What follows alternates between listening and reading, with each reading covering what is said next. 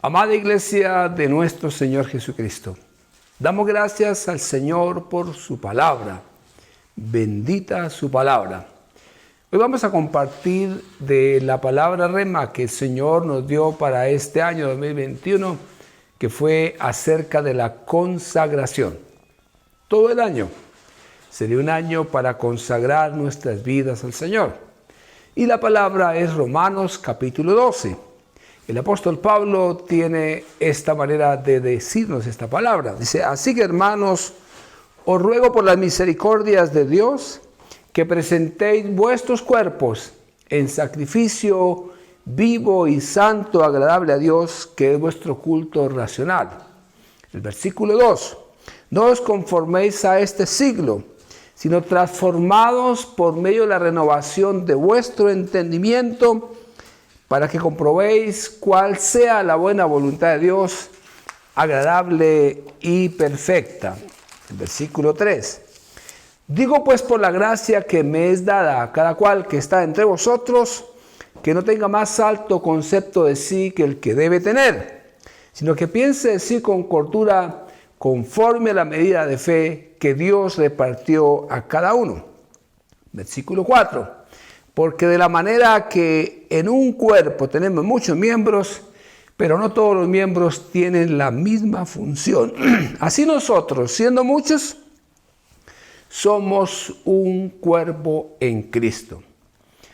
En estos 4 versículos, resaltamos 3 aspectos que el apóstol Pablo quiere darnos a conocer como hijos de Dios, como discípulos, como iglesia. Primero, la consagración. El segundo aspecto es el no conformarnos a este siglo. Y el tercer aspecto nos habla de la iglesia como cuerpo. Son 3 aspectos vitales para nosotros. Y el primer aspecto, el apóstol hace un ruego pidiéndonos, dice, oh amados hermanos, les ruego por la misericordia de Dios que presentéis vuestros cuerpos en sacrificio vivo y santo, que es vuestro culto racional. El apóstol Pablo en el libro de Romanos nos viene hablando estas grandes verdades, y por eso concluimos en el capítulo 8 y el capítulo 9, 10 y 11 nos hace un paréntesis para hablarnos acerca de Israel. Y luego en el capítulo 12 es como si fuera la continuación del capítulo 8. Y ahí el apóstol hace un ruego. ¿Cuál es el ruego? De que nuestras vidas sean presentadas a Dios. La palabra presentadas a Dios es consagradas. Y ese es el culto verdadero para el Señor. Para poder entender esta verdad, tendremos que repasar un poco acerca de la obra de la cruz, porque todo el secreto de la consagración se encuentra en la cruz de Calvario. Por eso miramos allí en el capítulo 6, el versículo 6 de Romanos, que dice, sabiendo primero esto, que nuestro viejo hombre, nuestra antigua naturaleza, el Adán, lo que heredamos de nuestros padres, fue crucificado juntamente con Cristo, para que el cuerpo del pecado sea destruido, a fin de que no le sirvamos más al pecado. Esta es una verdad gloriosa. Es una verdad poderosa de la palabra, de lo que ocurrió en la cruz del Calvario. En la cruz del Calvario ocurrieron hechos trascendentales, históricos, proféticos, que son los que marcan la vida de un discípulo. Bien lo decía el apóstol Pablo en 1 Corintios, el capítulo 1, cuando decía, me he propuesto entre vosotros no saber más sino de Jesucristo y de este crucificado. O sea, la crucifixión del Señor. ¿Qué pasó en la cruz de Calvario? Esta es una gran verdad poderosa de que nos veamos juntamente con Cristo. Él te incluyó, Él me incluyó, Él nos incluyó para que esa antigua naturaleza pecadora quedase en la cruz de Calvario, para que este cuerpo del pecado sea destruido, a fin de que no le sirvamos más al pecado. Es una gran verdad. Y luego en el versículo 11, Romanos 6, 11, el apóstol nos dice, así también vosotros considerados muertos al pecado, o sea, cuéntese por muerto al pecado, pero vivo para Dios en Cristo Jesús, Señor nuestro.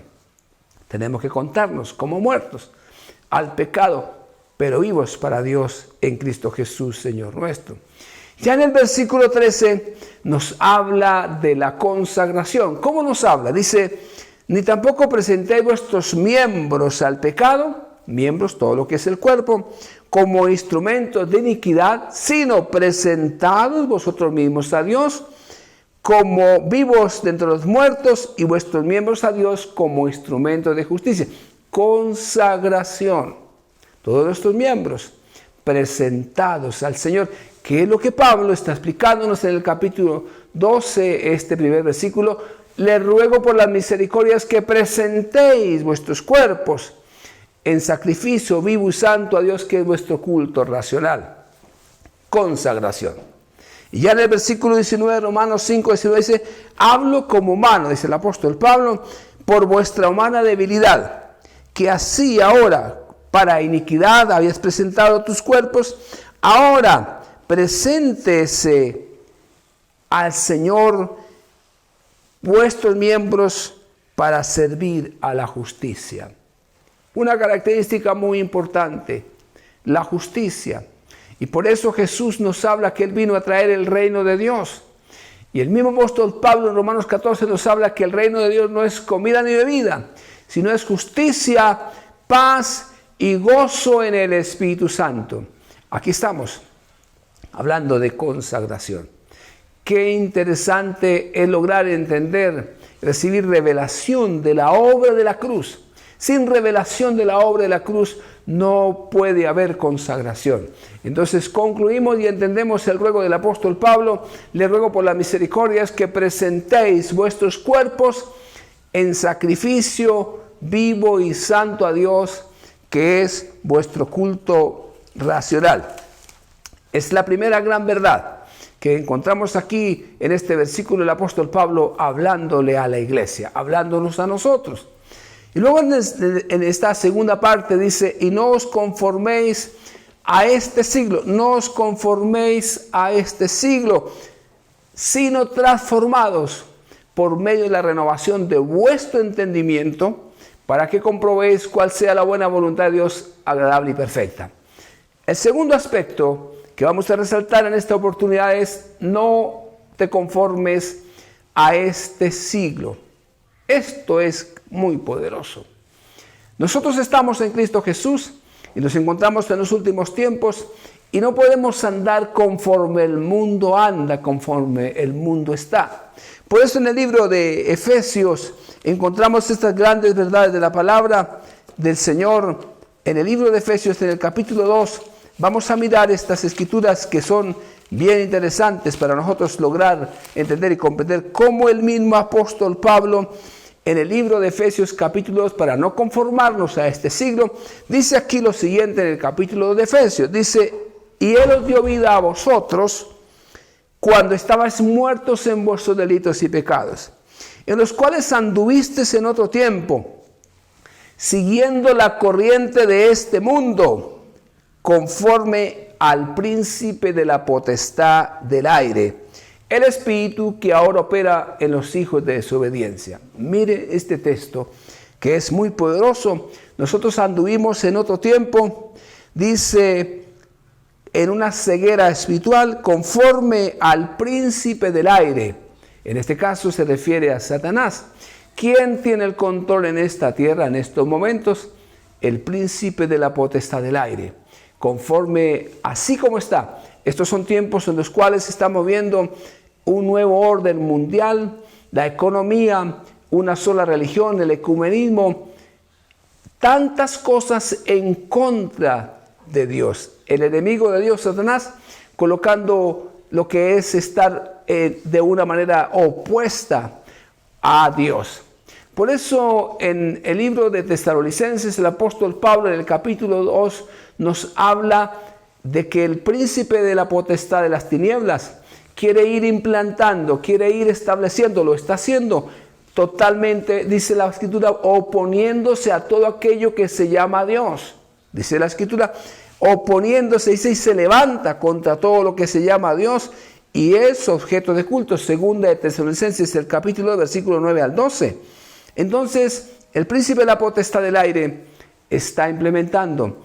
Y por eso la Escritura nos habla a nosotros: no os conforméis a este siglo. Tantas cosas que están saliendo, tantas maneras de cómo el mundo quiere ser gobernado, como quiere ser establecido, pero el Señor nos alertó para estos tiempos. Encontramos en el capítulo 13 de Apocalipsis cómo el apóstol Juan recibió revelación del anticristo. En este capítulo 13, lo que iba a ser el anticristo, cómo se iría a manifestar. Encontramos que hay 10 naciones.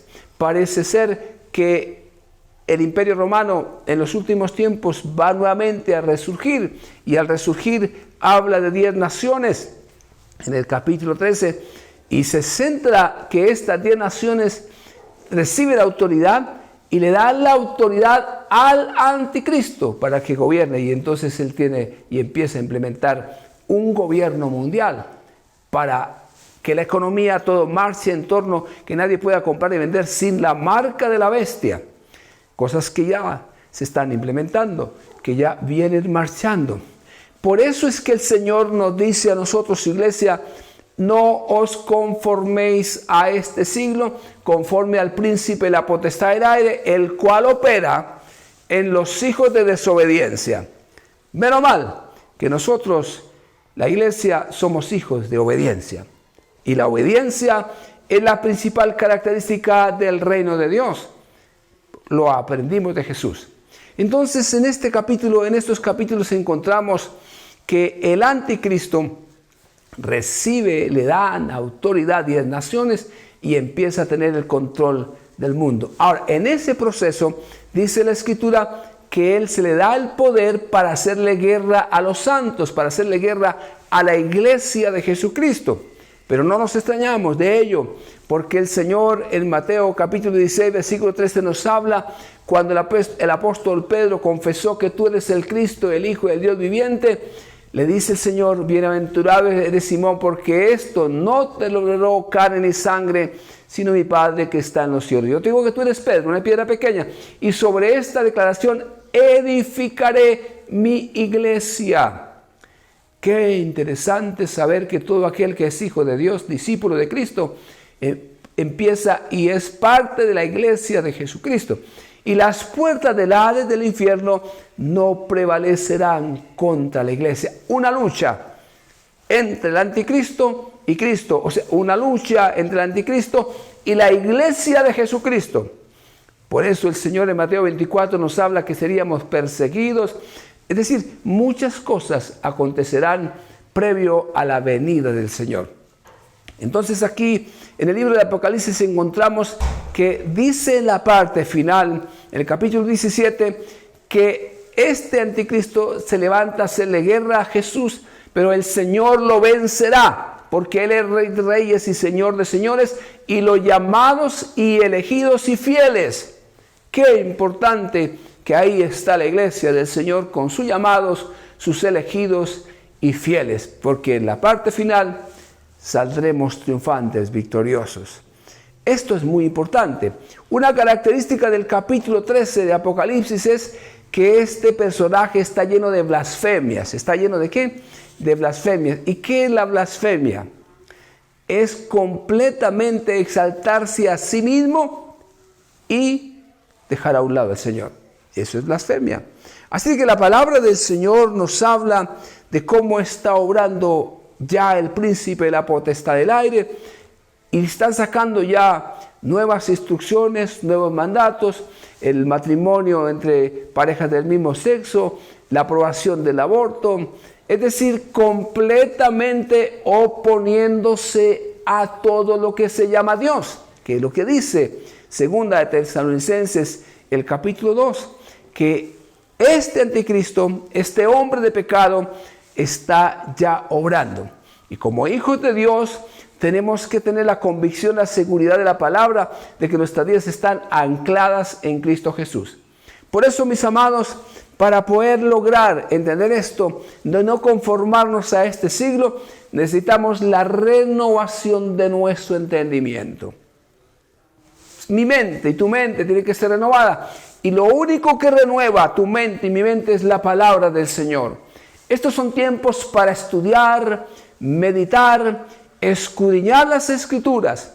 Y al ir a las Escrituras, el bendito y glorioso Espíritu Santo nos revela y nos muestra las cosas que han de venir, porque Él toma de la palabra del Señor, Él glorifica a Cristo Jesús y nos revela y viene nuestro entendimiento, y así de esa manera podemos comprobar cuál sea la buena voluntad de Dios, agradable y perfecta. Esto sí que es extraordinario, esto sí que es poderoso, como lo encontramos en el libro precisamente de Juan, la voluntad de Dios.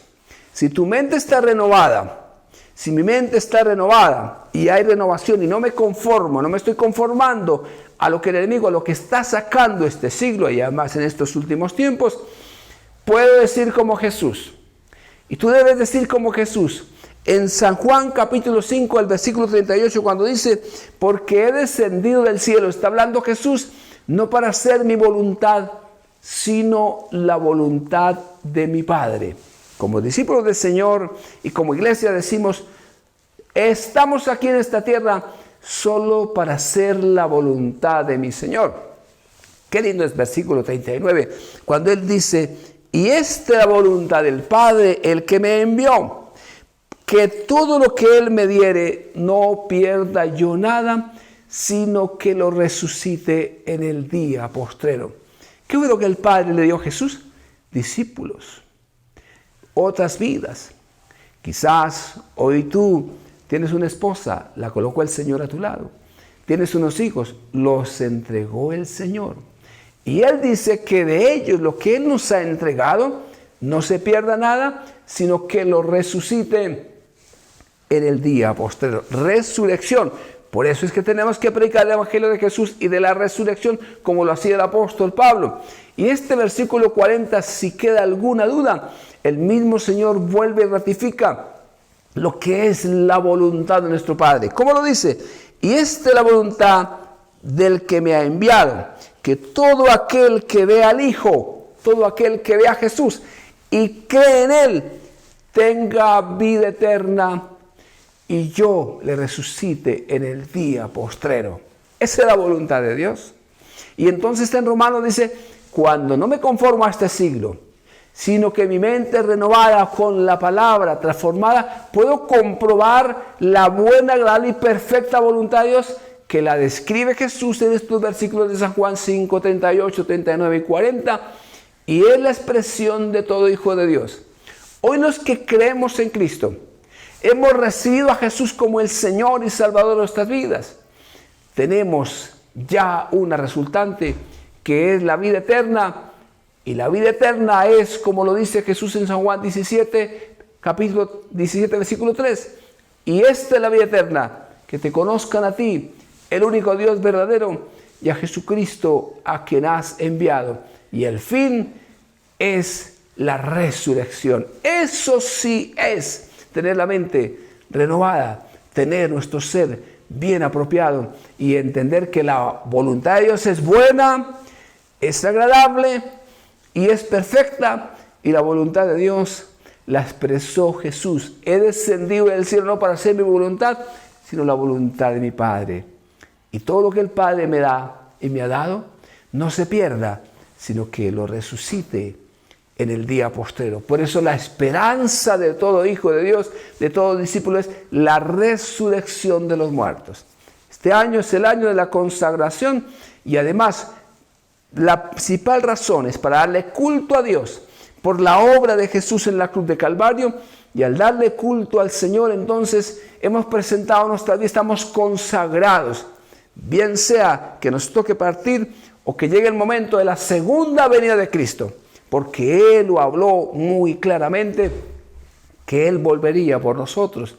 Y todo hijo de Dios siempre está atento, pendiente, como atalaya, vigilante, para ese momento, no sea que nos sorprenda aquel día. Y por eso el mismo Señor nos enseña, dice, orando en todo tiempo, que seáis tenidos por Dios de escapar de todas estas cosas y de estar en pie delante del Hijo del Hombre. Mire este versículo 2 extraordinario de Romanos 12:2.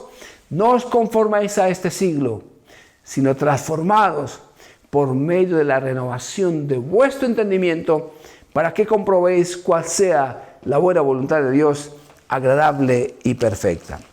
Entonces volvemos nuevamente aquí a Romanos capítulo 12, ya con los versículos siguientes, que dice el versículo 3. Hablando de otro aspecto, el apóstol Pablo dice: digo pues por la gracia que me es dada a cada cual que está entre vosotros, que no tenga más alto concepto de sí que el que debe tener, sino que piense conforme a la medida de fe que Dios repartió a cada uno. No tenga más alto concepto de sí, eso se llama humildad. Y como lo dice el Filipenses capítulo 2, considerando a los demás como superiores a él mismo. Eso se llama humildad. Así como la expresó Jesús, y así como Jesús con el Padre decía: yo no hago nada por mi propia cuenta, solo digo lo que el Padre me dice que diga. En estos versículos encontramos la importancia de la iglesia como cuerpo. Por eso usted ve en estos versículos que dice el versículo 4, porque de la manera que en un cuerpo, el cuerpo de Cristo, tiene muchos miembros, pero no todos los miembros tienen la misma función. Dios a cada uno nos dio una función, un talento, una gracia para que funcionemos como iglesia. Bendita la iglesia del Señor. Por eso aquí encontramos, como dice la Escritura, aquí, así que nosotros, siendo muchos, somos un cuerpo en Cristo y todos miembros los unos de los otros. 3 aspectos en estos versículos, y este es muy importante, muy valioso, de ver la iglesia como cuerpo, la bendita iglesia del Señor. Si hoy, como discípulos del Señor, hoy declaramos que Jesús es el Señor de nuestra vida y hablamos de la iglesia de Jesucristo donde el Señor nos ha colocado. Por eso el apóstol Pablo en el capítulo 1 de Efesios oraba y pedía por los hermanos, pidiendo espíritu de sabiduría y revelación en el conocimiento de Él. Que nuestros ojos sean abiertos, los ojos del entendimiento, para que comprobéis exactamente lo que es la iglesia. Y dice: y el poder del Espíritu Santo, el cual resucitó a Jesús entre los muertos, para que en Él encontrases toda la plenitud. Bendita iglesia del Señor. Aquí hay una palabra muy importante en primera de Timoteo, en el capítulo 3, el apóstol Pablo hablándonos de la bendita iglesia de Jesucristo.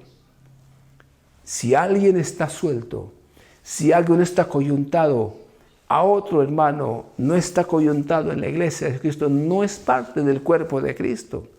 Como lo dice el apóstol Pablo aquí en el consejo que le da Pablo a Timoteo, en el capítulo 3, a partir del versículo 14, cuando dice estas palabras: esto escribo, aunque tengo la esperanza de ir pronto a verte. Está hablándole Pablo a su discípulo Timoteo, para que si tardo sepáis cómo debes conducirte en la casa de Dios. El apóstol le aconseja al discípulo Timoteo: mire, si yo me demoro, te digo cómo tienes que conducirte en la casa de Dios. La pregunta: ¿cuál casa de Dios? Y menos mal que aquí el apóstol le dice que es la iglesia del Dios viviente, columna y baluarte de la verdad. Qué palabras tan maravillosas. Me estremecen estas palabras. Hoy puedo decirle, amado discípulo, cómo debes conducirte en la iglesia. Y la iglesia es el cuerpo de Cristo. Y inmediatamente dice, la casa de Dios, que es la iglesia del Dios viviente, columna y baluarte de la verdad. Bendita la iglesia de Jesucristo. ¿Y quién es la iglesia?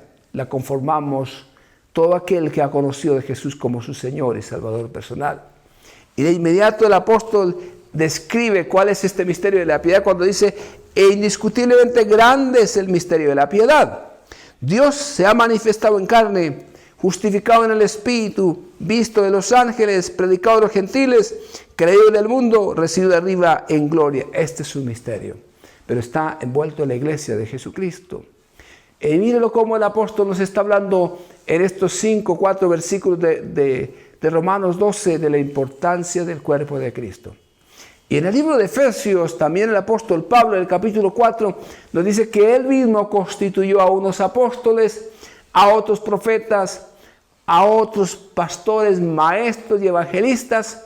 Dice, los ha levantado el Señor, dice, para perfeccionar a los santos, para la obra del ministerio y finalmente para edificar el cuerpo de Cristo. Todo aquel que está en Cristo Jesús y que Dios le ha dado una gracia, tiene la tarea de contribuir a edificar la vida del discípulo para el ministerio y edificar el cuerpo de Cristo, como lo dice el versículo 13, hasta que todos lleguemos a la unidad de la fe, a un varón perfecto, a la medida, a la estatura de la plenitud de Cristo, para que ya no seamos niños fluctuantes, llevados por todo viento de doctrina, por estratagema de hombres que emplean con astucia las artimañas del error, sino por el contrario, crezcamos en todo en aquel que es la cabeza.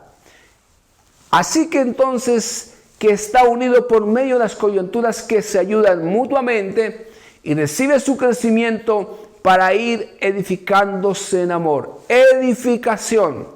Y el Señor lo dijo en Mateo, edificaré mi iglesia.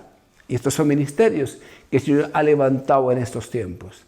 Mis amados, gracias a Dios por el apóstol Pablo, como en estos textos nos habla de estas grandes verdades. El apóstol Pablo hablándonos de la importancia del cuerpo de Cristo, y eso es lo que el Señor quiere hacer y está haciendo en estos tiempos. Por eso Él habla de que Él viene por una iglesia santa, sin mancha y sin arruga. Hoy la iglesia es la novia de Cristo.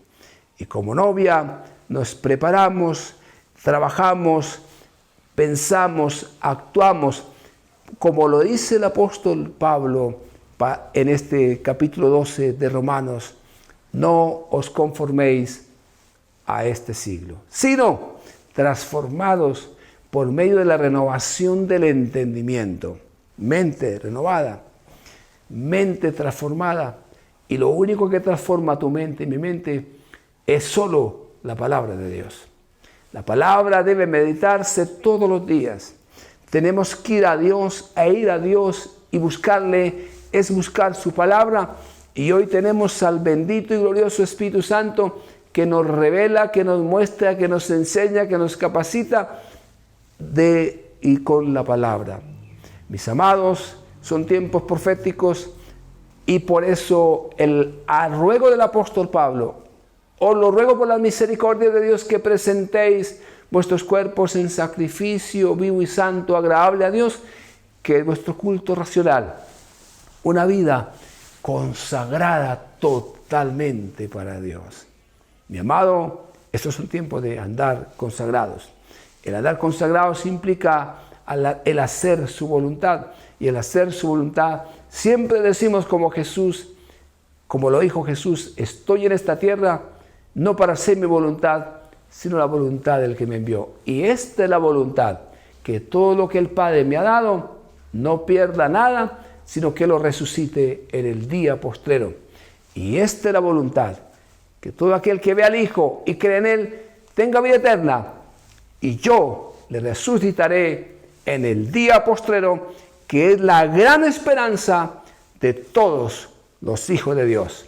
Bendiciones, amado siervo, amada sierva, amada iglesia de Jesucristo.